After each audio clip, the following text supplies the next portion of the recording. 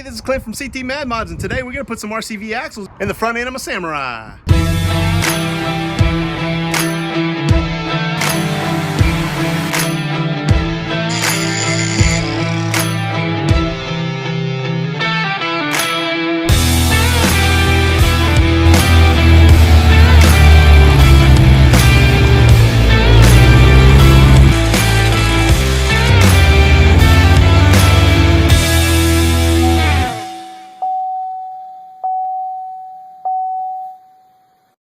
That's right, it's a nice rainy day in Alaska on a Saturday. I'm gonna do some RCVs in my front end. This is a day I've been looking forward to for a long time. Not. This is a big job. We're about to pull this front end apart, put some RCV axles in there. The reason why I'm putting RCVs in is because the stock axles will break on 35s, so I got some RCVs and they have a lifetime warranty. I'm also upgrading to the 26 spline side gears. I'm gonna leave this front end open.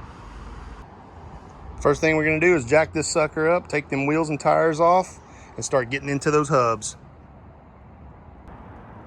All right, this is actually the next day. It started to rain on me, so I just stopped messing with what I was doing and packed everything up.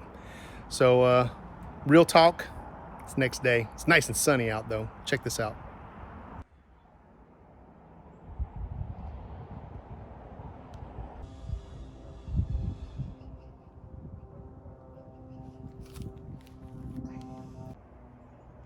I got these RCV axles a while back from Trail Gear, and I just haven't pulled them out yet, but let's open this box up.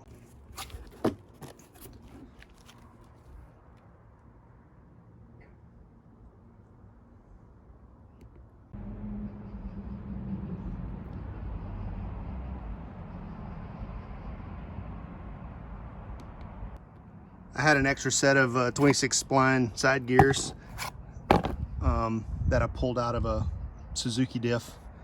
I'm gonna have to change that whenever I do this. The front end on the Suzuki Samurai axles are 23 spline side gears. So whenever I put these RCVs in there, I'm basically upgrading to the 26 spline side gears and the stronger, bigger shafts. So RCVs have a lifetime warranty. You ever break one, they'll replace it. So I figured if I was keeping the Samurai axles and not doing the Toyota upgrade, that I wanted them to be as tough as possible. So I went ahead and went with the RCVs, the best in the market.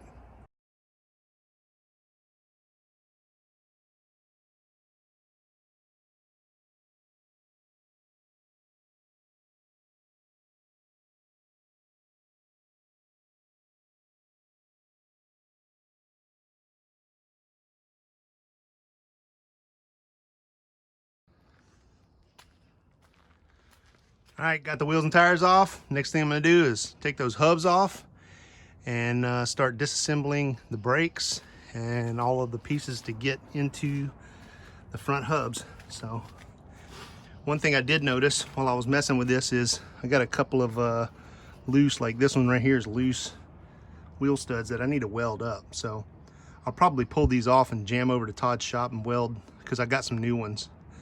Weld up some new wheel studs today, but that'll be a side mission. Anyways, let's get this front end pulled apart. All right, got that brake apart. Next thing I'm gonna do, zip these 10 millimeters off, zip these 12 millimeters off, pull this hub off. There's a circlip in there, and just start disassembling this hub. So, gotta take this dust cover off. Gotta pull these bolts off the little miniature kingpins. And I got to drop the bottom one as well to be able to pull that CV axle out of there. So here we go.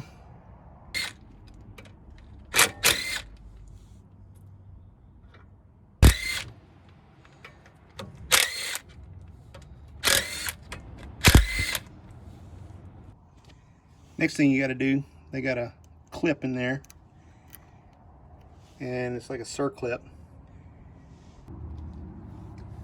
You just take a pair of pliers like this with those little flat ends, stick it in there, and you open that sucker up and pull it off. Yeet. There it is. Save that little guy. And then this should come right off. Set it up there. Now, you have this big nut right here. It's about a 2-inch or a 50 millimeter. And it's got some bent over little tabs. You see those? There's one on this side, and then there's one bent back towards, there's another nut like this on the back side. So you gotta unbend these little tabs and then take this nut off. So I'm gonna go get my wrench. I'll be right back. All right, you just take your punch, take a hammer, reach in there, and tap that sucker out of the way. Just take your punch and you tap that ear out of the way. And it's just a keeper tab to keep this thing from backing off. All right, now that that's out of the way, you take your 2-inch socket. I got that on here. And you just back this sucker out of there. Some people take a punch and they hit this nut to knock it out, loosen it and tighten it, and it'll be all beat up and nasty. So I didn't do that. You have to have the right socket. This 2-inch socket that I got isn't quite deep enough. It's just on the edge. I probably ought to bring it to Todd's shop and stick it on the lathe and trim the inside of that a little bit. But one of these sockets, a 50 millimeter socket online, is like 50 bucks. So I don't know. I got a whole kit that has a 2-inch socket in it, so I'd rather not spend the money if I don't have to. All right, now you got to get that little keeper out of there. Get that out of there. There it is. So this tab right here, that's all grease, but this tab right here is bent up. So before I go back into putting this back together, I'll tap that with a hammer and flatten it back out.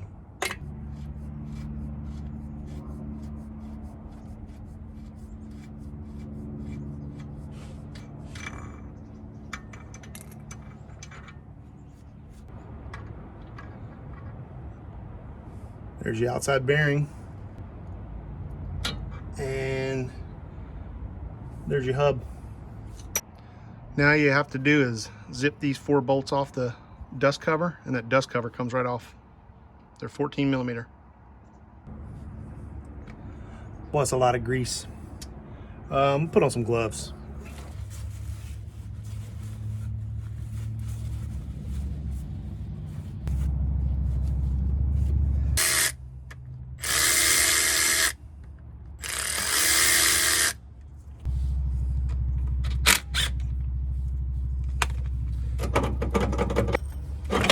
There it goes.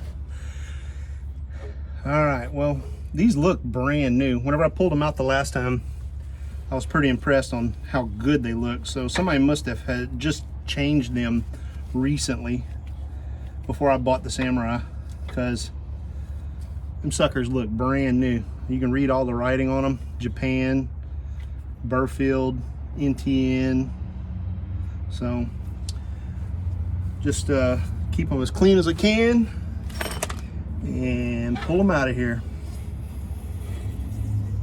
This is the RCV, and that 26 spline side gear fits right on there.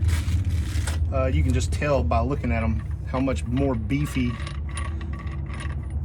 that axle is compared. I don't know if you can tell in the video, but that RCV, this is the RCV, is way beefier. All right, rinse, repeat on the passenger side.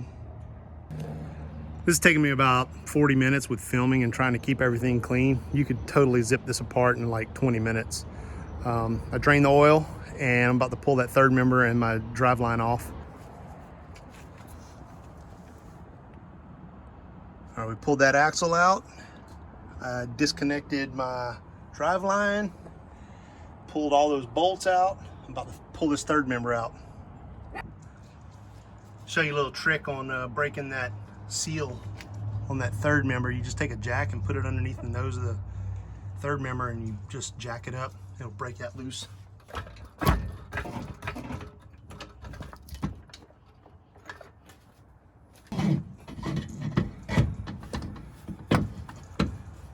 I'm going to change the side gears in this front differential, so the tools that you'll need are a hammer, some new side gears, a wire brush to clean off all that gasket material, some brake clean, red and blue Loctite, a punch, a 17, a 14, and a 12 millimeter socket.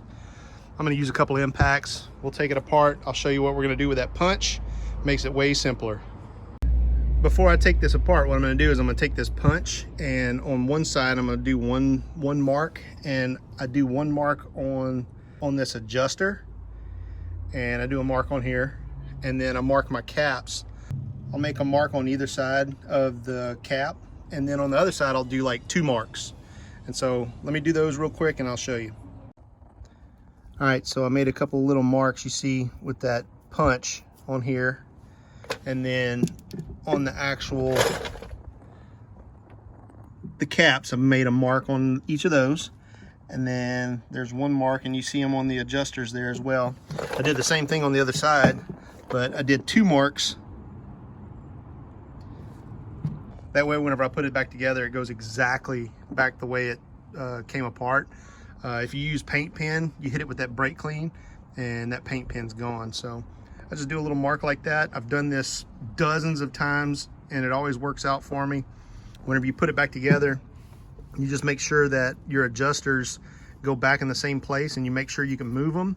And then if you go 1 full turn rotation out, that way you won't be able to turn this ring gear. And the same thing this way.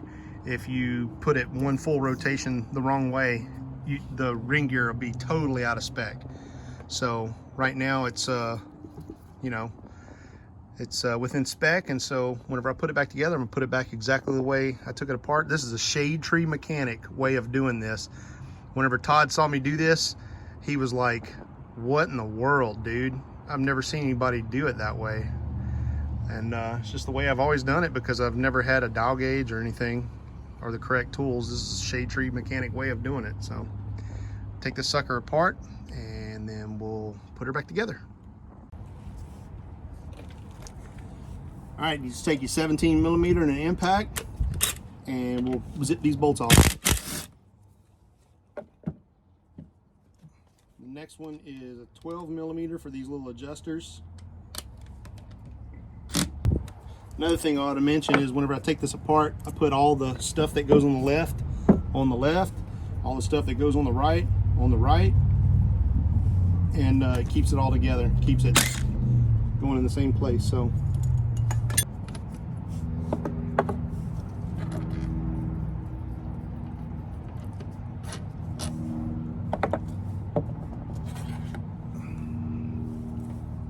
just knock those loose like that. You don't have to be crazy with these, don't break it.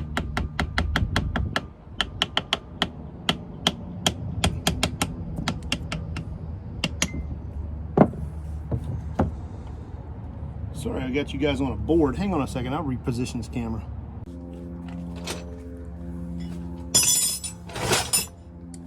All right, so when you take this out, you just kind of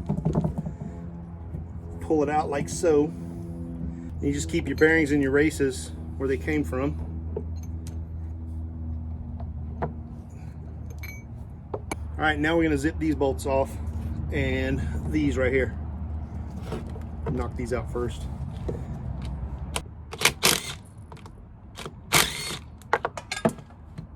And I lost another one. All right, set that off to the side. Now this has like some little shims that are on these side gears. You want to keep those little shims and put them on your new side gears. So set that one there. Now we're going to take these bolts out, and it's 14 millimeter.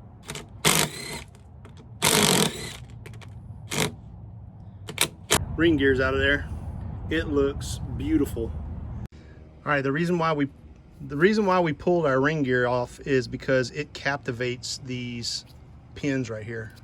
So we have to get those pins out to change the side gears. And then when we pull these side gears, we're gonna get that shim off of there, and we're gonna put it on our new side gears, and hopefully it fits right in there. The last time I did this, I had to take my side gear and go bring it over to Todd's and machine it. And I think I'm gonna end up having to do the same thing to this one. I had to machine the housing that it fit in. So looks like it's the same setup. Yep, I'm gonna have to machine it. Yeah, these side gears don't fit in there. So what I'm gonna do, I'm gonna take this over to Todd's shop right now. And I just had to do this the other day. Once you get past this lip, then they'll fit in there. And then you just have to make sure you have enough clearance on the back side, and which it looks like I do in this one. I might have to clean that lip right there, we'll see. I might not, it might just fit in there. Wasted, like. Was you tired? A little bit. Yeah, but that looks like normal, the way you normally look. Well, yeah, but yeah. Okay. Okay. I need to pull your piece loose. Okay. And square the chuck to the. Okay. But I need a touch of grease. Guess who's helping do some machine work today? That's right. All right, check this out, Todd. Nuh-uh. What? Yeah. So you see the little green. Is that a dot? program or something? No, it's an app. It's that little. No way. It's the little hoo-ha that it's the stand. That How it's is it following you? You got some on your hat or see something? the green thing? Yeah. You push a button and then it face recognition. No way. Yeah, then it follows you around. So it's like I have a film crew with me. That's freaking cool, man. That's really cool. So we're here at Todd's shop, and what we're trying to do is, like I explained at the house, these side gears won't fit in this housing.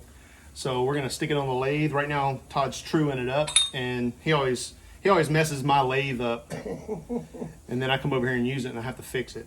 I was cutting angles last night, and I did not square it back up, and I was done cutting angles, and now he needs a square cut, and so Yeah. we went to square it up, and I must have galled it up last night somehow.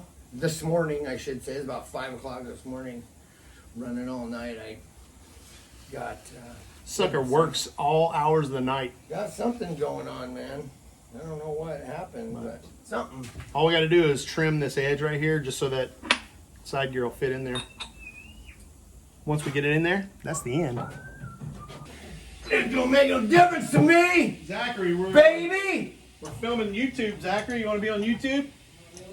Not really. Everybody's had to fight to be free. Zach was on a whole reality show. He doesn't want to be on YouTube. How much do you need? A skosh, this much. And is it just this outer ring? No, it's this right here. The inside? Yeah, because this fits inside there. Not smelling what you're stepping in. That's got to go inside there. Yeah, so it's just this Just outside that edge. yep. Not in there. I don't think so.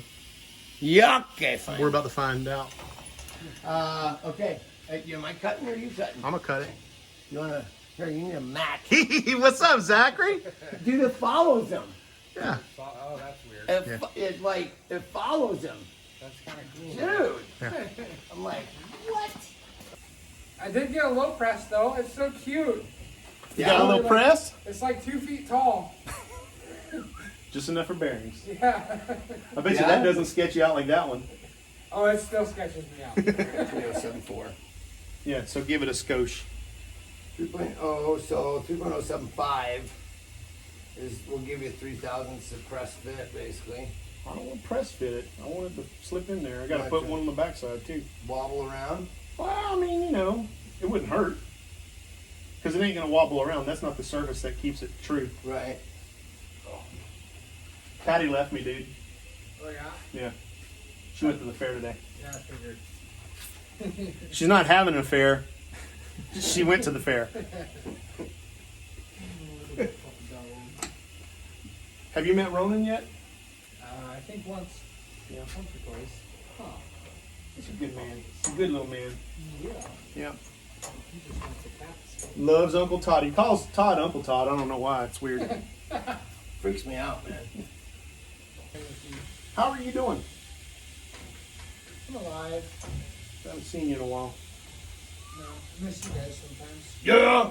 Ditto. Miss you a lot. You're kind of a handsome little fella. You know that? I've been working on my dad bod. Me too, Zachary. Me too. 42? Yeah, 42. That's half of 83.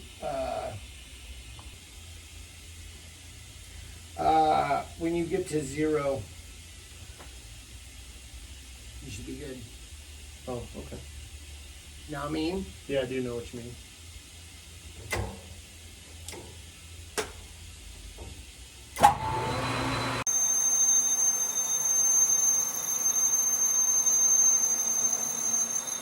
Need to put some WD-40 on that.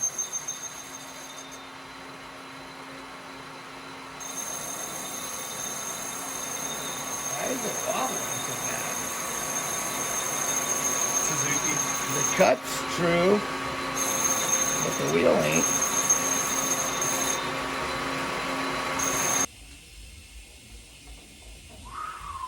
Close.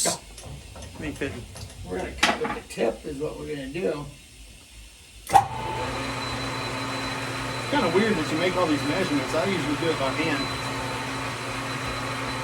Oh, That's how I was doing math. no. What is happening right now? I don't even know. Let me look at it. That was 20. Whatever you I don't own. know. You pay the cost to be the boss. Running your stud muffin. Daddy's good, man. This is a lot. This is a lot better than sitting there with a Dremel tool. We're doing another 10. Heck yeah, we're doing another 10. Yeah, I had to kind of touch that before on mine. Yep, I'm gonna have to. Right. I'm gonna have to do that. Let her buck. Let her eat. That is a sharp bit. Heck yeah, it's a sharp bit. Muy bien. But you know what I'm saying? When that side gear goes Yeah. inside like that, I'm gonna have to get on the back side It right ain't there. got clear, huh? Probably not. Yeah, it hits the back side. So. And what is it exactly? On the it's right here, So right? it's that inside. That edge right there. That's right. Yep. Okay. All right, so our side gear fits in now, but I got to get the side gear that goes on the other side. I need to get inside there. There's like some flashing from whenever they made this this housing, and it kind of gets in the way, and it's like 2000s or something. So Todd's sharpening a bit right now, so we're gonna get on that backside and get that out of there. Yeah. All right, brother. That's hot on that end, so I'm gonna leave you to her. Right. Have at her. Tear it up. I don't tear things up. I try not to. Do a number on it. Do it. Let her have it. Let her buck. Let her eat. Hey, you didn't take this money, Ain't mister. nobody got time for that. We got it. It's my side gears in there. All right, so what we did was inside of here, this side gear wouldn't fit in there. So we opened this up 2/1000ths, and then there's like a edge right here. You can kind of see it. And so it kind of dips, and basically the side gear won't go past that. So we just ran the lathe all the way through there, and we cleaned up that edge right there. And so now that side gear will fit in there. And I'll throw these 26 spline side gears in there with the new RCV axles. I'm just gonna leave the front diff open. I'm not gonna put a locker in it, but it's gonna be way tougher with them RCVs in there, with them 26 spline side gears in there. So I'm gonna put it all back together. All right, let me clean this thing up and I'm going back to the house. All right, now we're back at the house. And I guess let me show you in more detail what I did here. So we put it on the lathe, and you can see that we took about 20 thousandths off of this edge right here, because that lip wouldn't allow the side gears to go in to that housing. I did the exact same thing on that Geo tracker, on my blue Geo tracker, when I put a Samurai third member in the front of my Geo tracker with a Spartan locker in it. So I know this works. Also, this casting right here, you can see that little line right there where we just had to clean that up so that side gear would fit all the way down in there. And you can see that the side gear Slides around inside there, and so does this one. So we're good to go. I'm gonna put it back together.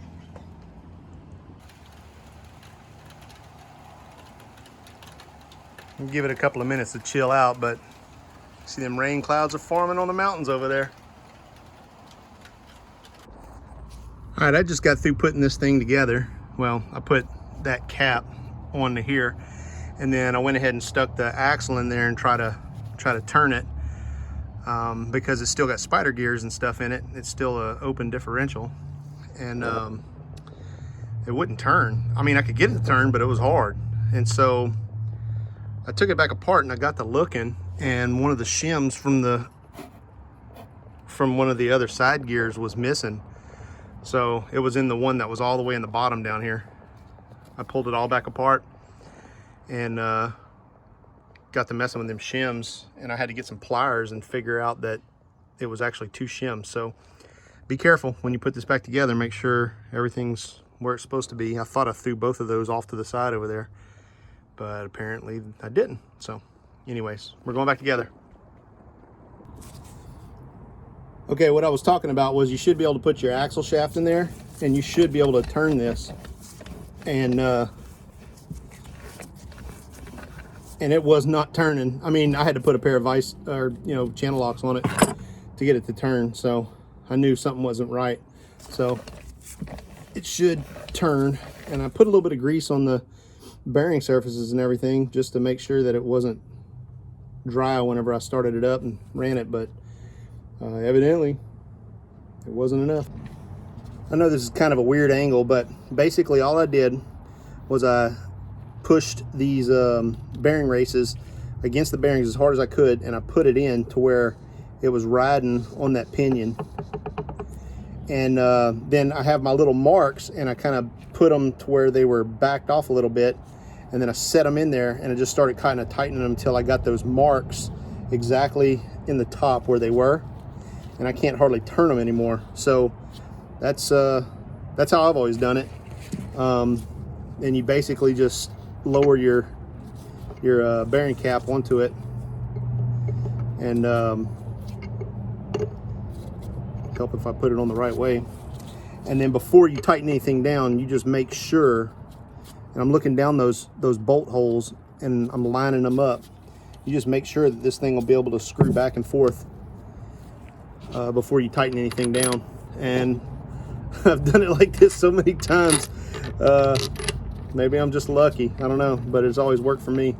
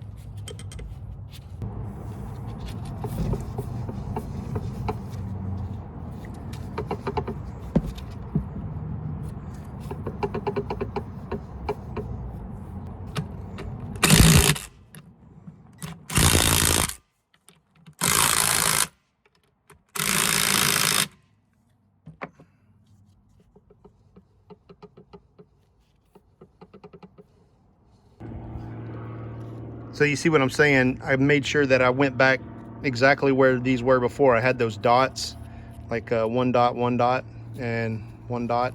And so it was between these 2 dots right here. It was in that slot.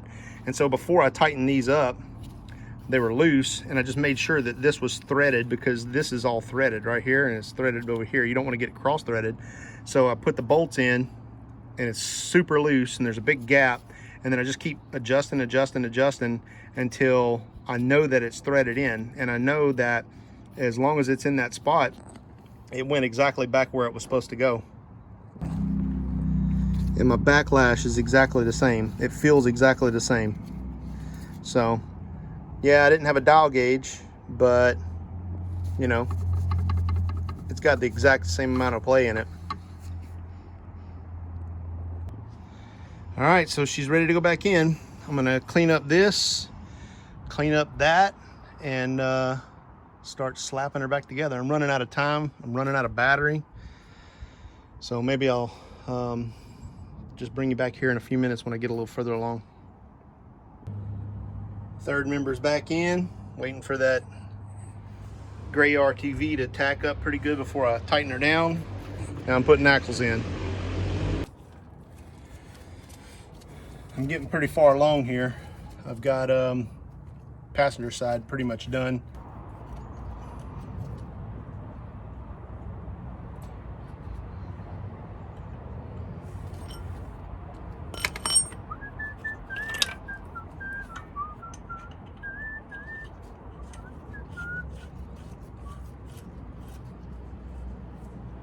All right, this one gets, the back one gets torqued to 10 foot-pounds. The front one gets torqued to 60, and that should be the correct play for your bearings. All right, now that you have that one set to 60 foot-pounds, that should set the preload for your bearing, and then you take and you push one of those over to the back one and find another one that's on a flat like this one and pull it to the outside, and that locks your nuts in. Don't forget to put your little circlip on. You gotta grab that axle and you gotta pull it out to expose the little groove that the circlip goes into.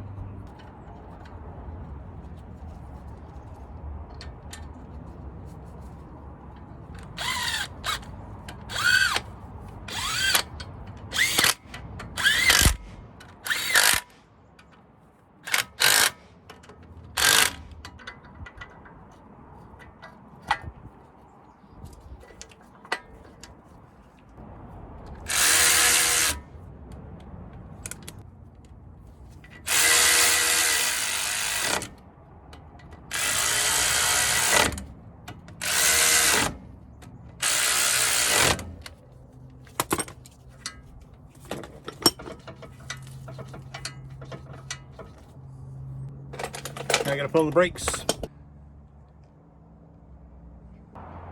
Well, it was kind of a long day, but I got it all done. The street lights just kicked on. Everything went together pretty good. As you can tell, I've been working all day, like 12 hours, putting this together, and can't even use my words. But it's all back together. So, got to put oil in it and got to hook the drive line back up. So 8 bolts and some oil. About to do that so I can drive to work tomorrow. Happy Labor Day, y'all. If you're watching this, it's probably a week or two later, but I labored on Labor Day. Well, that's going to be a wrap. Thanks for watching my video.